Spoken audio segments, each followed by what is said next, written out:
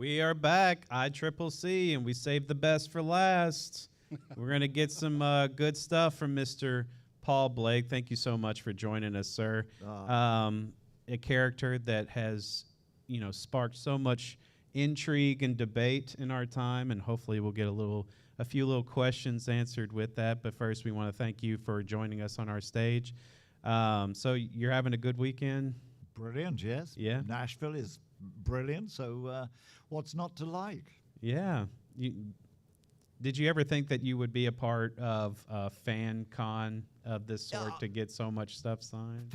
I've been doing fan con. Well, it's kind of interesting, really, because it's about 47, 50 years now of fan conventions since Star Wars first came out. I mean, it took a long while for it to really get going, but nearly 50 years. And it all started with Star Trek, really. I mean, they paved the way for the early conventions and a few other little bits and pieces of series. But then the main Star Wars shift came about. But it did take quite a long time to establish. Oh, definitely. The many conventions that you see all over the world. And it's extraordinary that they're still around here in Nashville to this day. Oh, yeah, and we're going to keep it going, sir. Yeah, it's fantastic. No, I mean, it's brilliant being in Nashville. It's a great town, and it's changed considerably since I was here last, about 5 years ago. It changes every week, so when you come back the next time, it won't look anything like it does now. No, that's right. But when I was here last, I didn't get half a chance to do the things that we've done this time, so that's been really nice. And we went to of course, you have to do the Grand Ole Opry, which was exceptionally good. Yeah. If somewhat late, way past my bedtime. It went on till midnight, which was pretty excellent, really. But so that was fantastic. That's awesome. Excellent. So 50 years, huh? Yeah. Wow. 50 years of doing conventions. Is a little hard. Almost longer than my entire career in everything else. I just hear 50 years since Star Wars sometimes, and it's just a little mind-boggling. So how did you get into acting, and what roles were you playing before Star Wars? Oh, well, very good question. I was kind of like everybody in England in the 50s. I was born in the late 40s, so I'm ancient now. Nearly as old as Harrison, actually. But and like everyone in England at the time during the 60s, everybody started playing an instrument, a guitar, drums, whatever it was. It was like everybody, like you guys here in the States, everyone in the rest of the world was starting to get an interest in music, and the explosion of music led to all kinds of other artistic areas. And I was at school with a couple of friends who'd also played guitar, and we sang a bit of close harmony stuff and practiced in my mate's front room where his dad happened to be a club organist. Oh my gosh. And we were singing one weekend and doing a few harmonies to sort of cover songs. We were about 12 at the time, and he said, "You're all right." He said, "Your voices are okay. Do you fancy doing a few gigs?" I mean, we were 12. And we said, yeah, that'd be lovely. Thank you very much. So we kind of started doing a few working men's clubs in England and doing a bit of variety and some old music hall bills. So we would be at the bottom of the bills, these sort of fresh-faced young kids in the original boy band, and getting paid a huge amount of money for kids who were still at school. So we thought, this is fantastic. They're paying us to go and sing somewhere. So that, I suppose, to cut a long story short, that's how I got interested in performing. And then that lasted about 2 or 3 years, and then my friends all went in different directions, went to college, university, and that was it, really. So after that, I sort of did drama at university and had no idea what I was going to do, like everybody at that point with the rest of our lives. And I wrote for 2 jobs, and I got an offer on both jobs, and one was to teach in Birmingham in the Midlands, and the other was to start work as an ASM in a theatre company up in Scotland. So I tossed a coin, came down on the Scottish side, and I went up and started working in a theatre up there with some really unknown actors in a company called the Citizens Theatre Company, and we were in the sort of education section of it, doing little tours around the Glasgow area. But there were some wonderful people in. There was a chap called Billy Connolly. I don't know whether you've heard of him. Yeah, we've heard of Billy Connolly. He was in that company, and some wonderful other people, and then sort of progressed to the main house where they were doing shows and things, and with stellar casts of people.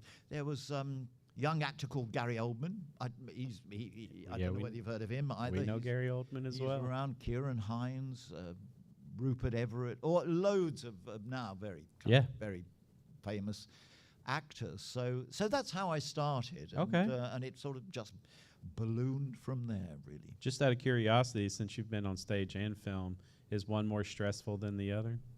Or is one more enjoyable than the other? Very, very good question. I mean, most actors always say they prefer theatre. Yeah. Because it's immediate and the audience are immediately receptive and tell you in no uncertain terms whether you're any good or not. And film and television and radio, totally different mediums. So that they are, and certain actors, absolutely right, do not transfer between medium. One becomes the predominant thing, which they're really good at, and then they step into another one and not quite so good. Most actors these days, especially the young ones who are just brilliant, can cross that line a lot easier than I think my generation could. In fact, it's very interesting. Alec Guinness's generation, with Olivier and Gielgud and all the great actors of the time, had a real problem in transferring to television after particularly theatre, which was their preferred method of performance, and film, which they'd all been doing pretty successfully for many years. But to transfer to TV, which was then the new medium, they found it very hard. Wow. So we'll get to the karaoke portion of this show here in a little bit. It was my understanding that you got George Lucas to go get you a cup of coffee. I did. How does that work? Tell me how that works. I did. It's absolutely true. My God, how on earth did I ever get a job working for George Lucas? Yeah, I turned up on set for the audition, which for Greedo, which wasn't Greedo then, it was just an alien, or I had no idea what it was, actually. But I'd had a phone call from Anthony Daniels, who I'd been working with a couple of months earlier on a thing for BBC television, a kids' TV series called Jack and Ori, which was telling stories for sort of younger kids around about 6 o'clock in the evening. And we'd done that, and it was fun, and he was a charming guy, and he rang us at home and said, Paul, I'm doing this sci-fi film, and I'm playing a robot, and the director is after some really cheap actors. And I said, yeah, well, I'm your man. I'm here straight away. So I turned up at Elstree Studios, which is just on the outskirts of London, very early in the morning, one morning. Hadn't had any breakfast or anything like that. Took a long train journey, and I was pretty irritated and irritable. Walked out onto this vast sound stage where there was nothing but sand and arc lights. And I thought, oh my word, this is quite impressive. But there's nothing in there, apart from right in the corner was a mock-up of the Millennium Falcon in flats, painted with a sort of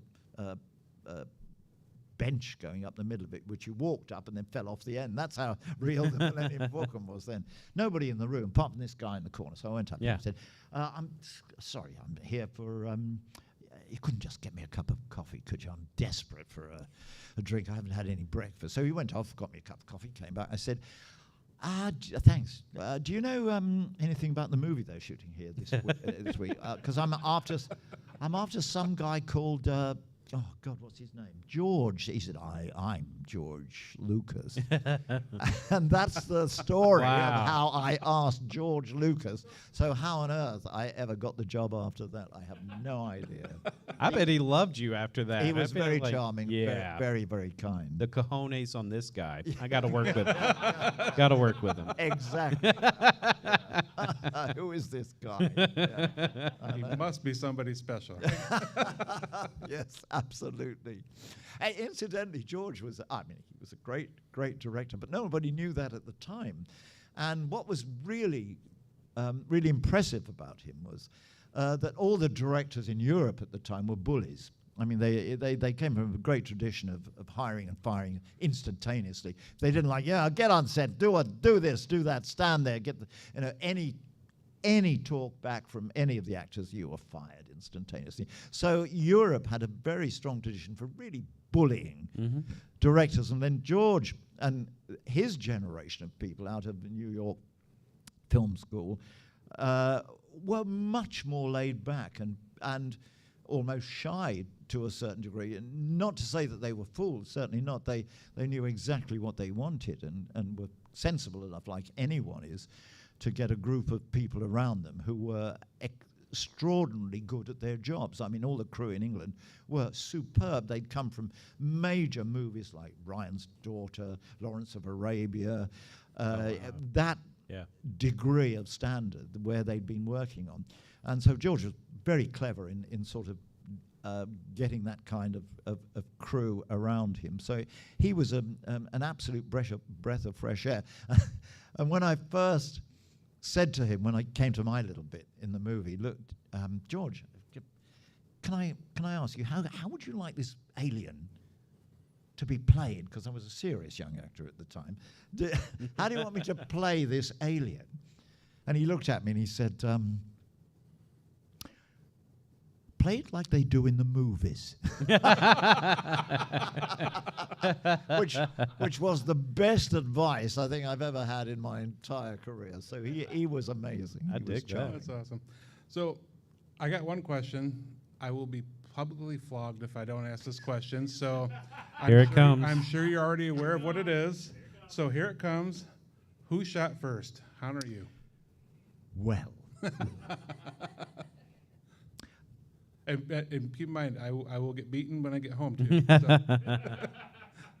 it's interesting in that of all the characters I've played, and I've been lucky enough to play quite a lot, of course, Greedo is wonderful, and I'm very lucky to have been inside him. You know, he did all the work, not me.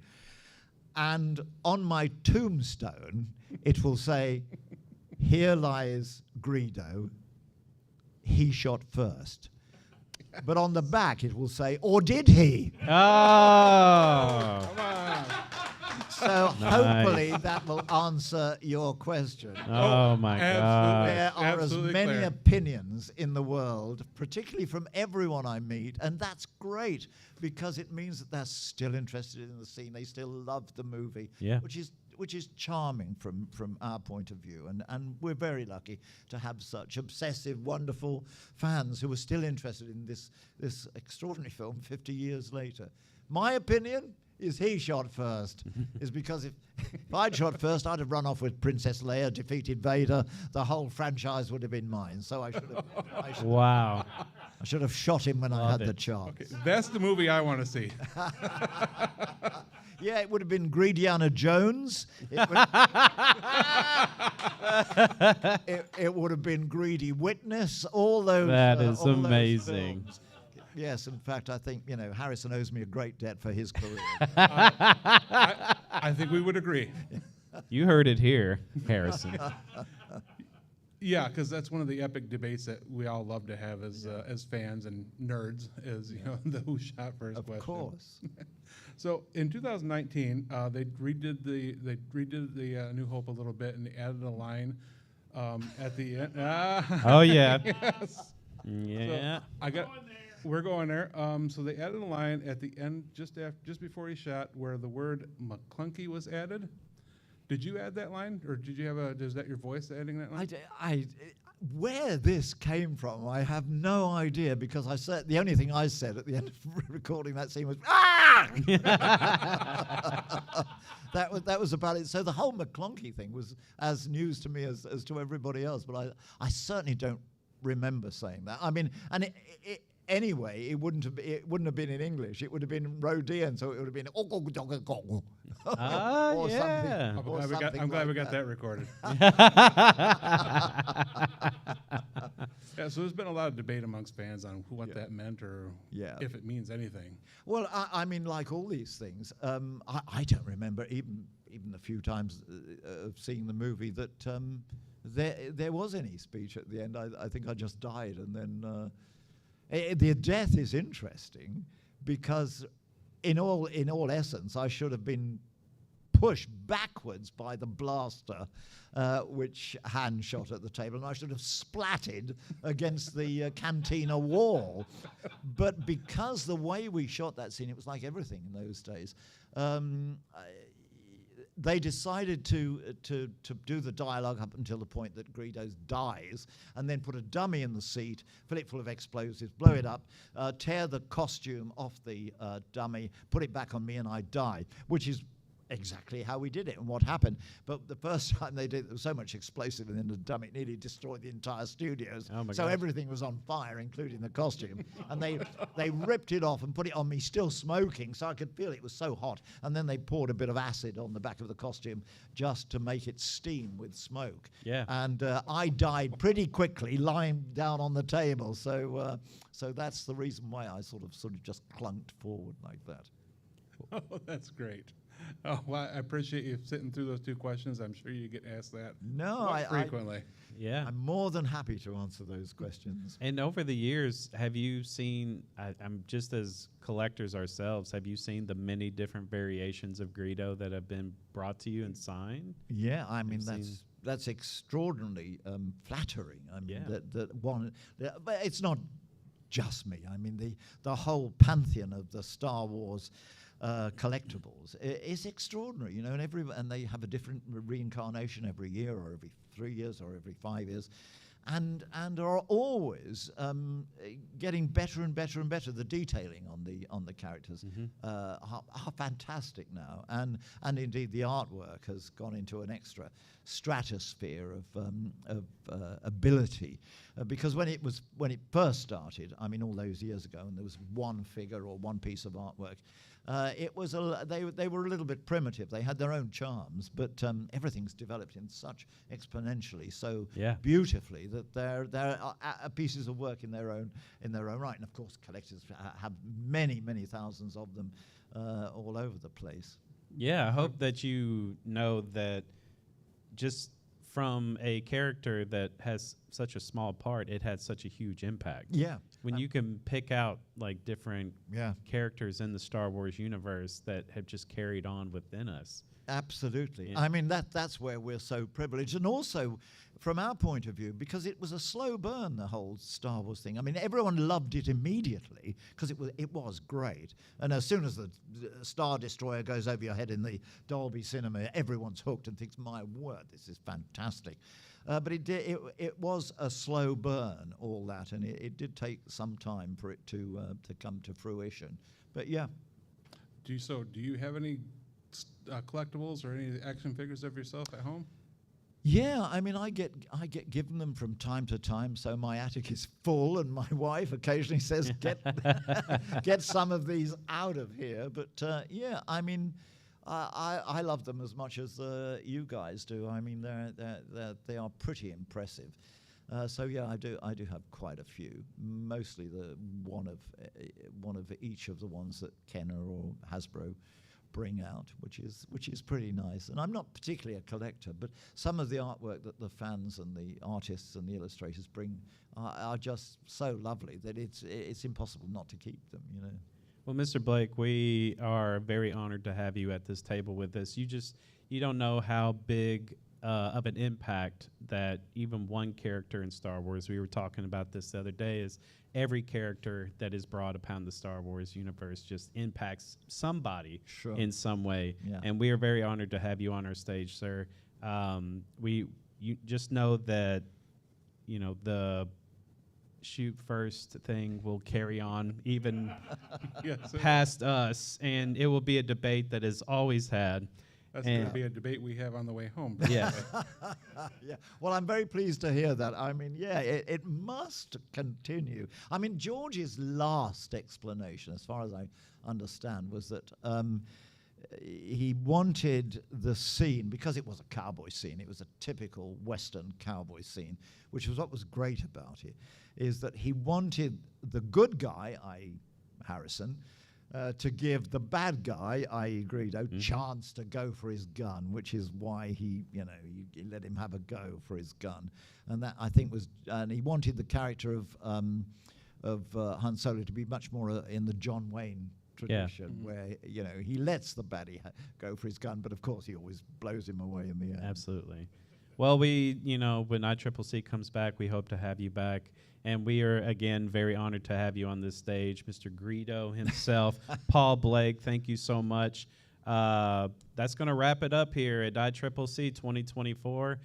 Again, we saved the best for last. Thank you so much, sir. We will see you next year.